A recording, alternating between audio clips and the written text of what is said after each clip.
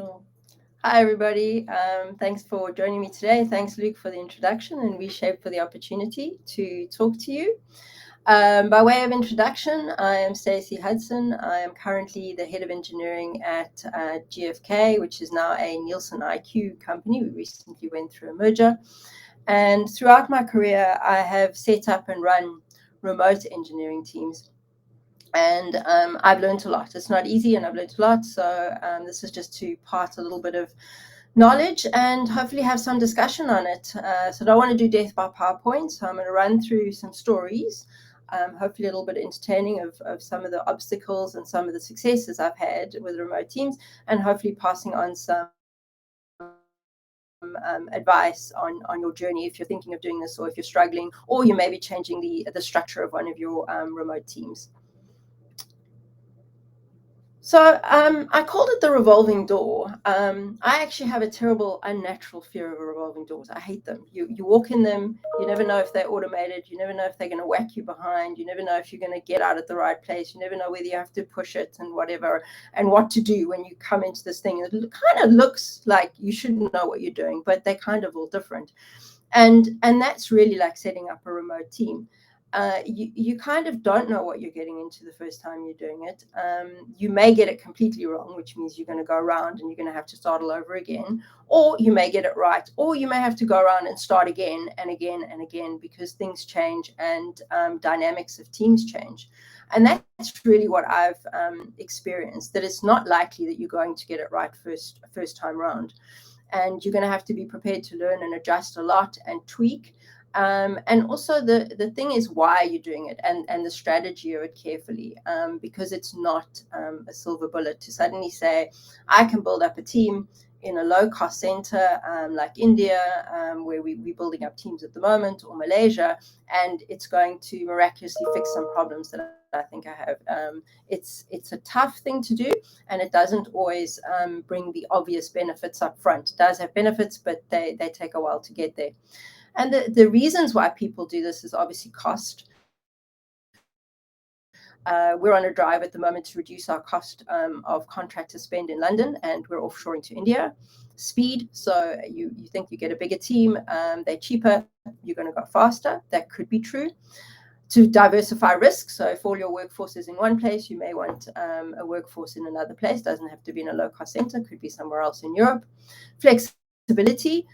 In terms of time zones, so there's this follow the sun methodology, where you could say, well, I could have a workforce in the East, somewhere in Europe, and somewhere in America, and I could foreseeably have people working like most of a 24-hour day.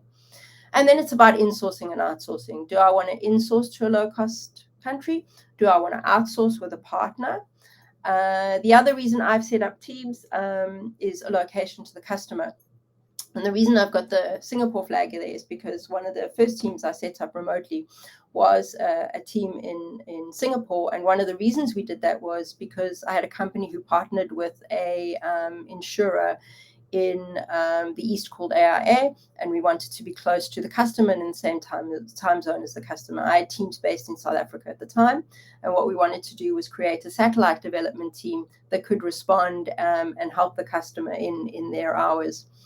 And we started this team. We put a guy on the ground from our company there, and we screened a whole lot of people, and we got it wrong. We got it horribly, horribly wrong.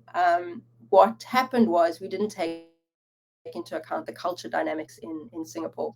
And while we were there, I went across for 3 weeks to get the team onboarded and everything looked fine.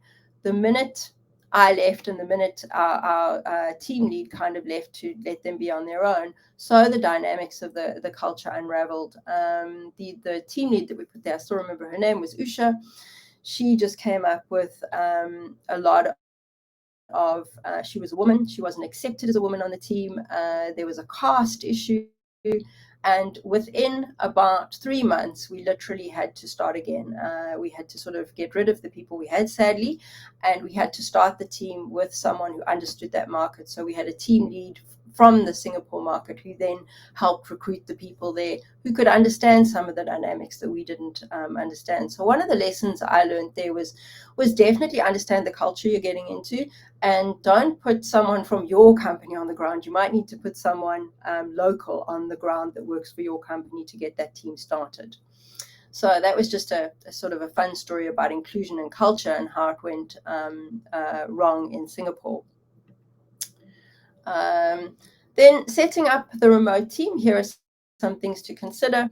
Who will be responsible for leading this team? Like I said before, ideally you want someone there with the team leading the team, so that if you've got someone they interact with your other teams, it's a team lead to a team lead. What doesn't work well is someone like me managing a team of developers one-on-one. I found that incredibly difficult when I set up a team in Chicago, again, to be close to a JV we had when I worked for a health insurer, that I tried to manage 7 or 8 developers. It just didn't work. I couldn't find enough time with them in the time zone, and it was just a one-to-many interaction. I would really suggest a one-to-one interaction with a team lead that then manages the team there. The other things to consider are your time zones. That's very, very difficult. We work with Malaysia now. We've only got about 2-3 hours overlap in the morning with them, and then they go to sleep. So the other thing that happens is any problems take 24, 48, 36 hours to resolve. Those time zones definitely add hours to your teams being able to communicate with each other and resolve problems. Communication, again, absolutely key with a remote team. You've got to include them, you've got to socialize with them, you've got to get to know them like you would a local team. Set clear expectations of what that team will do. And then onboarding, very important. Like, do you have the right tooling, processes, pairing that may work on your local team, but you need to test that those processes work in your remote team, because sometimes they don't. And then obviously, do you have documentation available? That's been one of the biggest challenges I've had with onboarding a new team. Is there's just a lot of times it's a startup, you haven't documented, and there's just nothing available for the team to get cracking and get started on. So that is one of the things I would consider. The code base, how complex is your code base? How much tech debt do you have? How easy is it for people to familiarize themselves with it to onboard? Of course, that's true for any team, but harder for a remote team, especially if you're not available 24/7 for them, or 9 to 5. What will the team do? So are they going to do project work? Are they going to do support work? That needs to be very clear as well, because that will dictate how they interact with your local team. Let me just get to the next slide. So different setups. I'm going to show you a few different setups that I sort of drew some diagrams on in Miro. One is a blended type team where you'll have people on one team from a remote region with local, or you're going to set up separate teams. You'll have a team local, nearshore, offshore, or co-locating. The other thing to consider is where you co-locate your non-engineering team members, which is also for consideration. So here are my little just drawings that I did in Miro. I love Miro, by the way. One of the tools that I think works really, really well with remote teams is Miro. You can do your retros and team building and games. Miro is just such a rich tool to do that with. So if you're going to run separate teams, we're looking at doing this now. We're going to have teams in Europe and we're going to have teams in India. So we'll have a local team working here. We'll have a remote team in India, or multiple of them. These teams are likely to work independently on separate backlogs, and they're likely to merge into the same code base. So the question there would be, who reviews the code merges? Is your remote team strong enough to do that by themselves, or is your sort of primary team and the team with the more IP in your local region, and how do you do that? And then also, how do you manage any handoffs from one team to the other, which could get quite complicated? So those are the things just to watch out for there. And then in this setup, where are you going to locate your supporting team members? Are they going to be located in country with the teams, or are you going to? Doesn't it matter? And that often isn't an IT tech decision. That needs to be a product agile coaching. If you've got different departments doing that, how that gets set up is important. We found this is currently, that's why I've got the UK flag here. We've currently got this set up with some of our teams. It does work better if the product and the agile coach are in the same region as the teams, also for time zone reasons. Can work the other way if you have to do it, but I would say this having the non-engineering teams co-located with them in the same time zone does help a lot. Okay, so then the next is the next sort of approach is a blended team approach. We've got some teams that do this, where we've got the people from a remote country or whatever onboarded with a single team, so they operate as one team together, and they join the same ceremonies, etc. They are just located in a different place. This team works as a unit on the same code base. It's great for onboarding people because they work with the team that's got the IP. The supporting roles are likely to be in the team as well, probably in the local country. No handoffs. This is a very good step towards growing and having local and remote teams later on. I've got the Polish flag there because currently this is how we work at the moment. We've got people in the UK in our UK office, but we work with some Polish contractors, nearshore contractors on the same team. What we're going to be doing though is using this model to start teams in India, and what we will eventually do is once we feel that we've got a critical mass in terms of IP, we will probably then split those teams into a local team and a remote team. So this blended team approach is a good step between going local and then going remote. And then lastly, you can have fully remote teams. So meaning your entire engineering org is offshore, remote. You've either partnered with someone that you've outsourced with, or you're going to in-source. With Nielsen IQ at the moment, their teams are mostly in India, and we're probably going to follow that model in a couple of years, where the whole IT, just about the whole IT org is outsourced. I saw Marks and Spencer set up in TCS a long time ago in India, and this was the model they had. They had a couple of architects and a CIO at one point, and everything else was with TCS in India. The supporting roles could be local, like architecture. Your product could be local. And then what I would really question here is, where's your IP? So if one day you want to change your strategy and bring this back in-house, do you have that IP to be able to do that? And how are you going to ensure that you're able to change your strategy if you do it offshore? So those are the kind of gotchas I've experienced in this, and something just to be very aware of if you do kind of say, I'm going to go remote and my whole engineering team is going to be somewhere else. Okay. Competitive edge. So there's no doubt that, if you do this properly, having teams all over the world can give you a competitive edge. You do get that follow the sun mentality operation, but it's not I'm going to say again, it's not a silver bullet. It takes a lot of time and a lot of investment to do this, and also consider your IP when you do this as well. What IP do you really want to keep close to you, and what IP do you want to give more so for an outsourced team? This does take time and investment to make it work. It's literally a hockey stick. You are going to sort of dip to go to ramp up, and you can also dip, as I said, because you get it wrong, and then only ramp up. It can be exceptionally flexible. So in terms of, augmentation, like if you've got a big project and you need to quickly get a few more people on it to do something, this works very well. I used that while I worked for Vitality. We had a good relationship with TCS offshore, and we could get people very quickly to kind of bolster a project. Processes must be set up from the start. Another lesson I learned in Singapore is understand the onboarding processes, the HR processes, all of those processes, not even just your tech processes, all the other processes surrounding you that are clear from the start. Are they going to do build? Are they going to do maintenance and run? A lot of people offshore the maintenance and run part, while the legacy system, while they're building the new system locally. I've seen that happen a lot. That also works very well.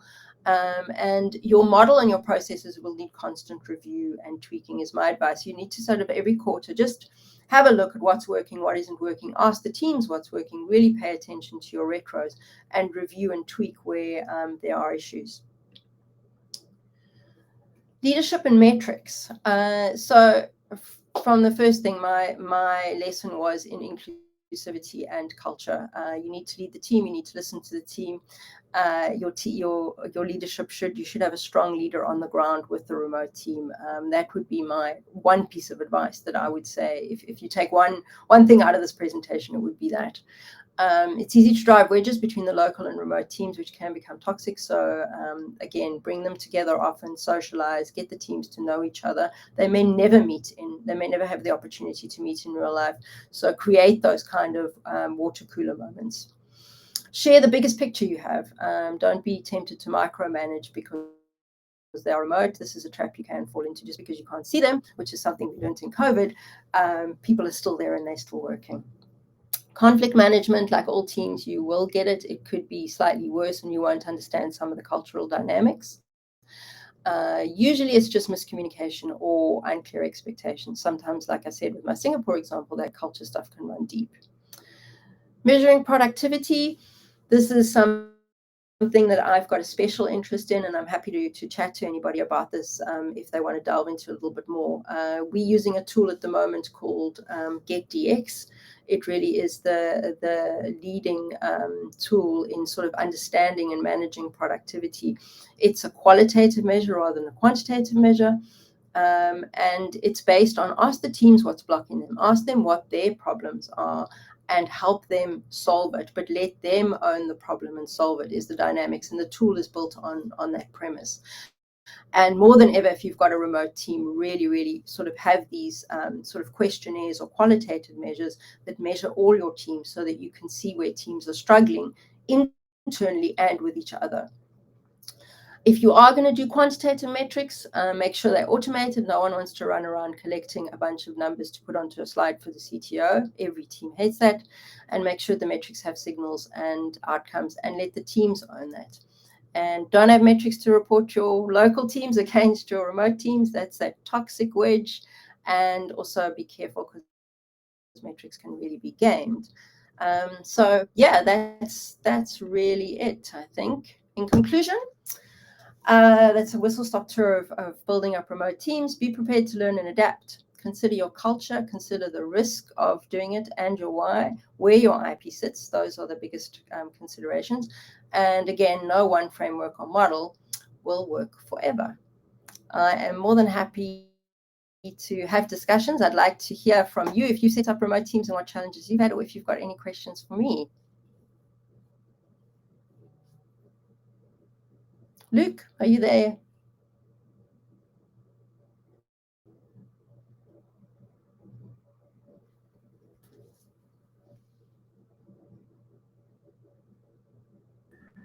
Hello. Hello guys, just me jumping on. If you've got any questions for Stacey, please pop them in the Q&A on the right hand side. Alternatively, if you want to jump on stage up here with us and ask your question live, then we can have a full-on conversation about perhaps some issues that you're experiencing in your team. If anyone would like to come on the stage, then please do let me know on the Engage tab on the right hand side, and I will be able to bring you up to talk. Cool. It'd be nice to see some faces. It's quite interesting to talk to a PowerPoint presentation without seeing a single face. It looks like Tim wants to come on stage and ask you a question. So I'm going to jump off and I'll bring Tim.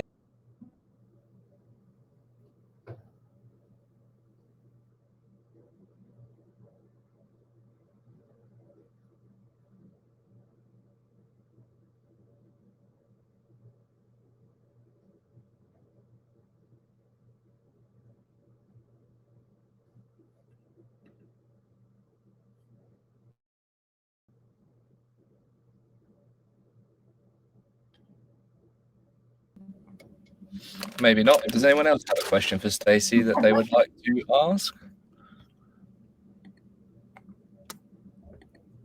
No, none.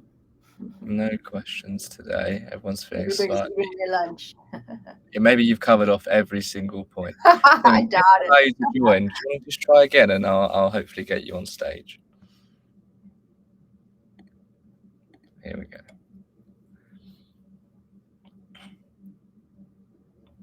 I should allow him to come on stage.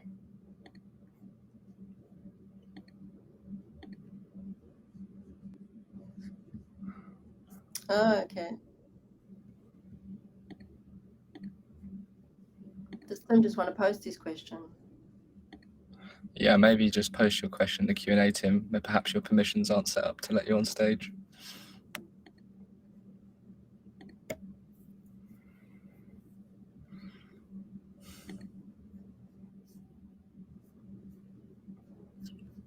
No. There we go. So the question is, Stacey, do you see any differences in autonomy and ownership? Between a local and a remote team? That's a great question. I think they take between the local and remote teams. Yeah. Okay, cool. I think it takes a while for them to be autonomous, but they do want to be autonomous and they want to add value. And if they can, and they know the code base and you've helped them get there, definitely, I've definitely seen ownership there. The team that I had in Chicago, I think after about a year, they were doing stuff on their own and were completely able to run with it in the US time zone and work on the same code base we were, and it was absolutely fine. So if you set them up that way, and that is your intention, they will absolutely get there. And I haven't seen any, in terms of any culture, I haven't seen anybody not want to be able to deliver on their own and not own it and be accountable. In the States or in India, actually, I've had very good experience with that. You've got to help them get there, though. There we go. Hopefully that answers your question, Tim. Has anyone else got a question for Stacey? Otherwise, we might look to wrap this one up a little bit early. I'd love to have some more questions and potentially have some people join us on stage. Anyone else got anything they'd like to ask or add to the discussion? Well, if you think of something later, you can always ping me on LinkedIn. There we go. So I think what we'll do then, we'll call that one there. Thank you so much for your presentation, Stacey. Super insightful and super helpful. Yeah, like Stacey said, if you'd like to reach out to her on LinkedIn, connect there and continue the conversation offline, I think she would be more than happy to do so. And if not, we'll see you at the next London Tech Leaders webinar session coming up next month. Just a reminder, we're also at DevOps Live next week. We're also at Women in Tech, and then the London Tech Leaders 16 is on the 20th of March, hosted at the Just Eat offices. So hope to see you all there too. Thanks very much, guys, and we will see you all very soon. Thank you. Thanks. Bye, everyone. Bye.